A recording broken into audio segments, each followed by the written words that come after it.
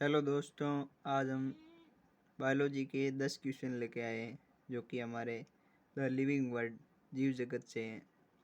पहला क्वेश्चन है हमारा, स्वचेतना किसका लक्षण है? फर्स्ट ऑप्शन है सभी सजीवों का, सेकंड है सभी ससीम केंद्र की सजीवों का, थर्ड है कुछ कोऑर्डिनेट का, और फोर्थ है मानव का। जो कि फर्स्ट है जो कि गलत है, क्योंकि एनसीईआरटी के अंदर लिखा हुआ है कि स्वचेतना केवल एक मानव ही ऐसा जीव है जो कि स्वचेतन है, तो इसलिए इसका ऑप्शन फोर्थ सही है। ठीक है, और सेकंड ऑप्शन है हमारा, सेकंड क्वेश्चन है जीवों में वृद्धि होती है। फर्स्ट ऑप्शन है बाहर से, सेकंड है अंदर से, थर्ड हो गया फर्स्ट हो सेकंड दोनों, और फोर्थ है उनकी सतह पर पदार्थों का एकत्रित होने के कारण। फर्स्ट ऑप्शन गलत है, ये जो बाहर से वृद्धि होती है वो निर्जीव के अंदर होती है, और सेकंड है अंदर से, ये सजीव के अंदर जो वृद्धि होती है अंदर से होती है, और थर्ड भी गलत है क्योंकि अंदर से ही होती है ग्रोथ, और फोर्थ भी गलत है, इसलिए इसका आंसर हो जाएगा सेकंड, अंदर से। और थर्ड क्वेश्चन है हमारा, निम्न में से कौन सा लक्षण जीवित जीवों का परिभाषित लक्षण नहीं है?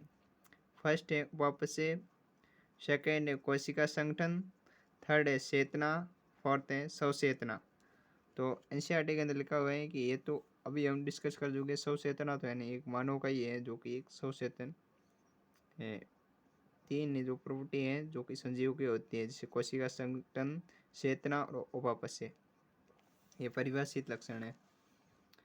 और फोर्थ हमारा क्वेश्चन है, जीवों की विविधता का वैज्ञानिक अध्ययन तथा उनका विकासीय संबंध कहलाता है। फर्स्ट है वर्गीकी, सेकेंड है वर्गीकरण, और थर्ड है सिस्टमेटिक्स, फोर्थ है पदानुक्रम। तो इसका आंसर हो जाएगा हमारा थर्ड, सिस्टमेटिक्स। एनसीईआरटी के अंदर भी लिखा हुआ है ये। द्विनामकरण पद्धति के संस्थापक हैं R S. Whittaker, Ernst Mayr, Carolus Linnaeus, T O Diener. R S. Whittaker नहीं है, तो 5 जगत के वर्गीकरण पद्धति के, अर्नेस्ट मेयर भी नहीं है, कैरोलस लीनियस है जो कि द्विनाम पद्धति के संस्थापक हैं, टीओ डाइनर जिन्होंने विरोइड की खोज की थी, इसलिए इसका आंसर हमारा होगा वो थर्ड होगा, कैरोलस लीनियस। और हमारा 6 क्वेश्चन है, रसायन संश्लेषी जीवाणु प्रकृति में होते हैं। फर्स्ट हो गया स्वपोषी, सेकेंड हो गया विषमपोषी, थर्ड हो गया अवशोषणी, फोर्थ हो गया अपमार्जक। तो इसका आंसर जो होगा वो होगा फर्स्ट, स्वपोषी। रसायन संश्लेषी जीवाणु होते हैं जो कि प्रकृति में स्वपोषी होते हैं।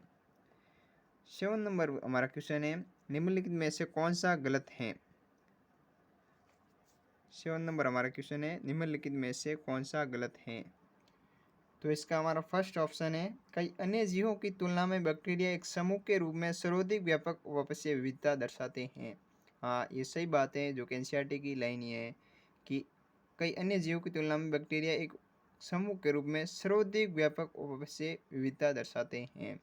सेकेंड ऑप्शन है हमारा, रसायन संश्लेषी स्वपोषी जीवाणु नाइट्रोजन, फॉस्फोरस, लोहा और सल्फर जैसे पोषकों के पुनर्चक्रण में महत्वपूर्ण भूमिका निभाते हैं। तो सेकंड ऑप्शन है ये भी हमारा सही है।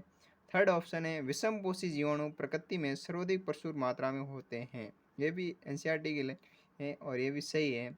और फोर्थ ऑप्शन है जीवाणु केवल खंडन द्वारा जनन करते हैं, फ्रेगमेंटेशन, खंडन का मतलब फ्रेगमेंटेशन, ये भी हमारा ये है जो कि रॉन्ग है, और इसके अंदर हमारे को रॉन्ग भी पूछा हुआ है, इसका मतलब हमारा आंसर क्या होगा, फोर्थ आंसर ही होगा हमारा। यहाँ पर नोटिस कीजिए कौन सा गलत है, तो इसका मतलब हमारा आंसर फोर्थ ही होगा, गलत है ये। और एनसीईआरटी के अंदर लिखा हुआ है कोशिका विभाजन के द्वारा जनन करते हैं बैक्टीरिया, और यहाँ पर खंडन के लगभग, ये तो ज़्यादातर हमारे शैवाल एल्गा वगैरह होते हैं उसके अंदर खंडन के द्वारा होता है। तो फिलामेंटस होते हैं। और हमारा 8वां क्वेश्चन है, क्राइसोफाइट, यूग्लिनोइड, डायनोफ्लेजिलेट और अपकवक जगत में शामिल है। तो ये तो हमारा बोनेरा तो होगा नहीं, और ये तो प्रोटिस्टा ही हैं जो कि क्राइसोफाइट, यूग्लिनोइड, डायनोफ्लेजिलेट और अपकवक इसके अंदर शामिल है। कवक भी नहीं है और एनिमले भी नहीं। इसका आंसर हो जाएगा हमारा सेकेंड। 9 नंबर क्वेश्चन है, जाति की जैविक अवधारणा मुख्यतः किस पर आधारित है? आकारिकी लक्षणों पर, लैंगिक जनन पर, उद्विकास पर, शारीरिक लक्षणों पर।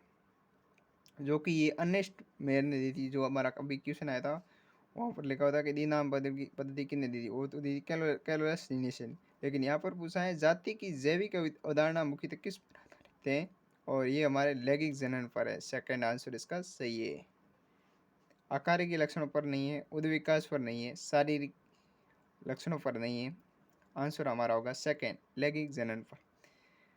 10 नंबर क्वेश्चन है, विटेकर ने 5 जगत वर्गीकरण में यूकेरियोटिक्स को सम्मिलित किया गया। फर्स्ट है 2 जगतों में, सेकंड है 3 जगतों में, थर्ड है 4 जगतों में, फोर्थ है सभी 5 जगतों में। यहाँ पर नोटिस कीजिए, यहाँ पर यूकेरियोटिक्स लिखा हुआ है, इसलिए इसका आंसर थर्ड होगा, ना कि फोर्थ, क्योंकि हमारे जो सभी हैं जो यूकेरियोटिक एंड प्रोकैरियोटिक हैं उनको सभी को 5 जगत के अंदर रखा गया है, मतलब जबकि यूकेरियोटिक है उसके अंदर 4 जगत हैं। इसका इसलिए इसका आंसर हो जाएगा थर्ड, 4 जगतों में। Okay, bye bye.